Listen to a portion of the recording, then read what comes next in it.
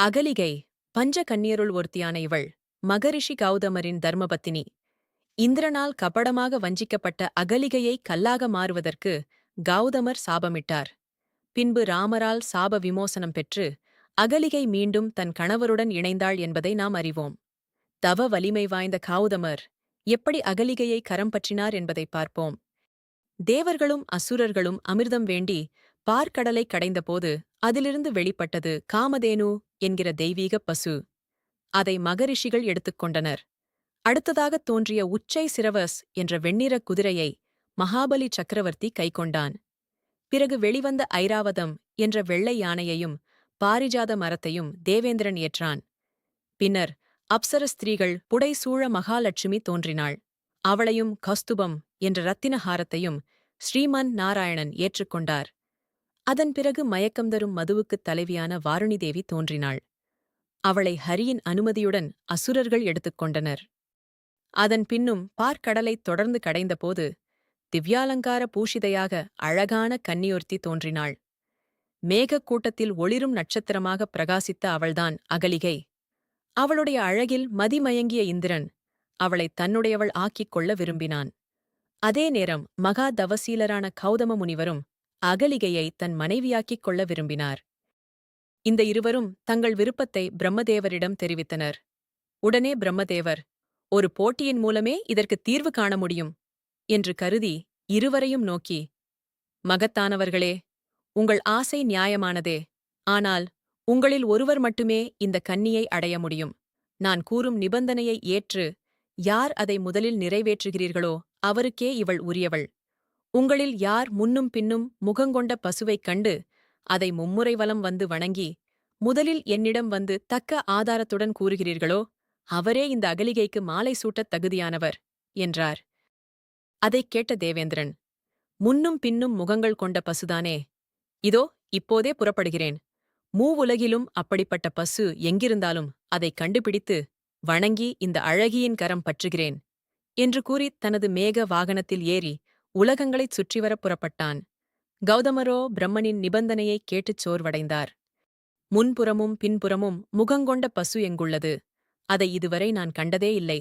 நான் எப்படி அதைக் காண முடியும் என்று எண்ணியவர், சரி, நம்மாலாவது எது ஈசன் விட்ட வழி என்று தீர்மானித்து சிவனை நோக்கி தியானத்தில் அமர்ந்தார். அப்போது நாரதர் அங்கே வந்தார். கௌதமர் அவரை வரவேற்று உபசரித்தார்.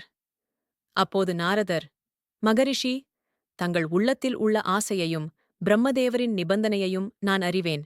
வாருங்கள், அருகில் ஒரு கோஷாலை உள்ளது. அங்கே சென்று முன்னும் பின்னும் முகம் கொண்ட பசு உள்ளதா என பார்க்கலாம் என்றார். இதைக் கேட்டு கௌதமர் சந்தோஷமடைந்தார். பசுக்கள் நிறைந்த அந்த கோஷாலைக்கு இருவரும் சென்றனர். ஆனால் அங்கு அவர்கள் தேடிய பசு தென்படவில்லை. கௌதமர் மனம் சோர்ந்தார். நாரதரை பார்த்து, கர்ப்பத்தில் உண்டாகும் மாற்றங்களினால் அபூர்வமாக ஒன்றிரண்டு பசுக்கள் 2 தலை கொண்ட கன்றை ஈனுவதைக் கண்டுள்ளேன். ஆனால் முன்னும் பின்னும் சிரங்கள் உள்ள பசுவை நான் கண்டதில்லை என்றார் விரக்தியுடன். தான் விரும்பிய அகலிகை தனக்குக் கிடைப்பாளோ மாட்டாளோ என்ற ஆதங்கம் ஒரு புறம். போட்டியில் இந்திரன் வெற்றி கண்டால் அதனால்தான் அடையவிருக்கும் சிறுமை மறுபுறம். இதை எண்ணி பெரும் கலக்கத்தில் இருந்தார் கௌதமர். அப்போது, கௌதமரே, கவலைப்படாதீர். நான்முகன் கூற்று தவறாகாது. அதோ பாருங்கள், முன்னும் பின்னும் முகங்கள் கொண்ட கோமாதா என்று குதூகலத்தோடு ஒலித்த நாரதரின் குரலைக் கேட்ட கௌதமர் அவர் சுட்டிக்காட்டிய திசையில் பார்த்தார். அங்கே பசு ஒன்று கன்றை ஈன்று கொண்டிருந்தது. பசுவின் பின்புறம் வெளிப்பட்ட கன்றின் முகம் பார்ப்பதற்கு பரவசமாக இருந்தது. முன்னும் பின்னுமாக 2 பசு முகங்கள் தெரிவது போல் அந்தக் காட்சி சட்டென உணர்த்தியது.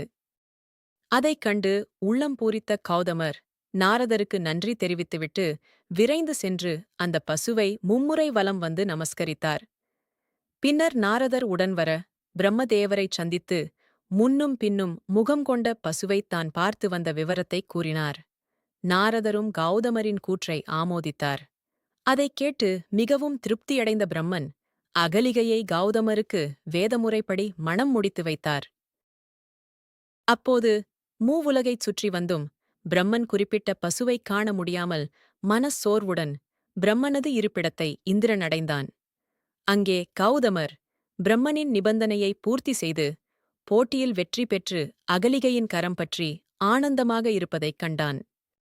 எனக்குக் கிடைக்க வேண்டிய இந்த அழகிய அகலிகை போயும் போயும் மரவுரி அணிந்து தாடியும் மீசையுமாக ரோமக்காடாக இருக்கும் இந்த முனிவருக்கு மனைவியாகிவிட்டாளே, இது எந்த வகையில் நியாயமாகும்? இவள் இருக்க வேண்டியது தேவலோகமல்லவா? என்று பொறுமினான். ஆயினும் அகலிகை மீது இந்திரன் கொண்ட வேட்கை சற்றும் தணியவில்லை.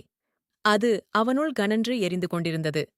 அதன் விளைவுதான் பின்னர் ஒருநாள் அவன் அகலிகையின் இருப்பிடத்துக்குச் சென்று நெறிதவறி நடந்த அந்தச் செயல். அந்த கதையை நாம் அடுத்த பதிவில் பார்க்கலாம். இந்த கதைக்கு கிடைக்கும் வரவேற்பை பொறுத்து அந்த கதையை போடலாம் என்று எண்ணுகிறேன். அதற்கு ஒரு லைக், ஒரு ஷேர் செய்து எங்களை ஊக்கமளிக்க வேண்டுகிறோம்.